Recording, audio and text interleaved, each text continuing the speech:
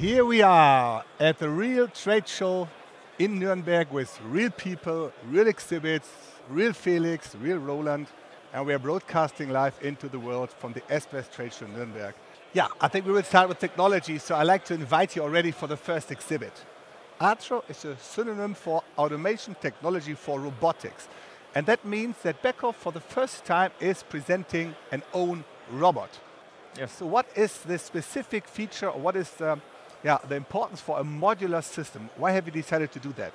So Roland, normally if you look at other industrial robot manufacturers, they all have fixed structures of kinematics. So what I mean by that is like you have an industrial robot, a 6-axis robot, you have a Delta robot, you have a SCARA robot.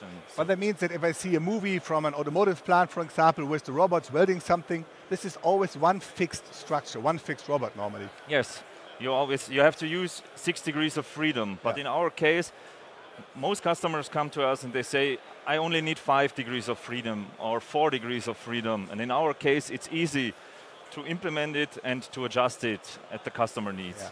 Now, the video took only like 30 seconds now. So how long does it really take to put this together? So in this case, so for a normal standard 6-axis robot, it took about 3 minutes. Okay.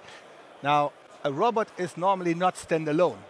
So I think, Tommy, there are more benefits to the Beckhoff ATRO system than just endless rotation, right? Yes, the robot is fully integrated in the Beckhoff automation system. So that means if a customer already is using our PC, our TwinCAT, it doesn't have to have an additional robot controller. You just connect it to EtherCAT and can run it on a separated core and program it from the same environment. And you only need a 48-volt power supply. That's no additional cabinet.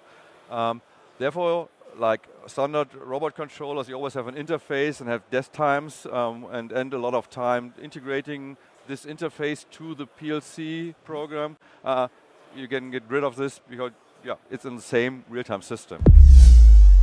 Now I would like to have a chat with Henning about controller redundancy. Yes. Henning, what is this and why do I need it? The TwinCAT controller redundancy, or all redundancy products, are about reliability. In this case, we are putting 2 controllers next to each other, executing the same PLC program in the same time environment for having them synchronized, so one could fail, the other could take over. But what do I need for this besides a second PC? Yeah, that's a real important point for the TwinCAT controller redundancy. It's pure software development. If I understand you correctly, the clue is really we have a standard PC, standard port multipliers and standard cables, and then just a software edition, and then we have the controller redundancy. Yes. Well, when we talk about IPCs, I like to highlight 2 brand new IPC generations we present on this trade show. And for the first one, Felix, I think we need to talk about 11th generation Core I, which makes its way into our compact IPCs, but also all the other IPCs.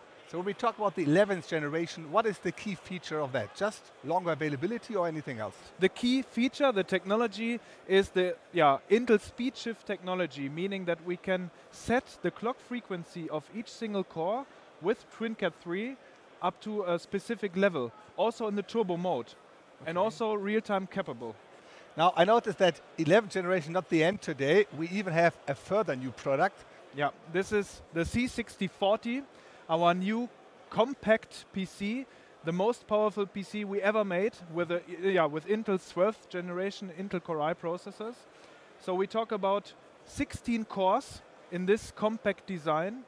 We talk about up to 5 gigahertz turbo boost, because we do have speed shift technology as well as the hybrid architecture. And this is the additional feature that we got with the C6040. So when I talk about 16 cores, I talk about 8 performance cores and 8 efficiency cores. So you can perfectly adapt the system with TwinCAT to the specific requirements of most applications, or nearly all applications. Yes, and I'm standing here in, I think, what is the forum at least with the most products inside.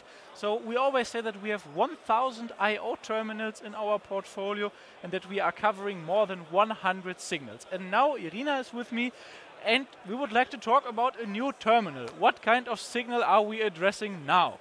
Yeah. We have here our new multi-I/O terminal, so we don't have a new signal, but we have at least 9 different standard signals just in one terminal. So a lot of existing functionality combined in one terminal. Bringing so much technology and so many different chips into one housing, isn't that a little bit over-engineered, and isn't this a little bit more expensive than just using conventional I/Os?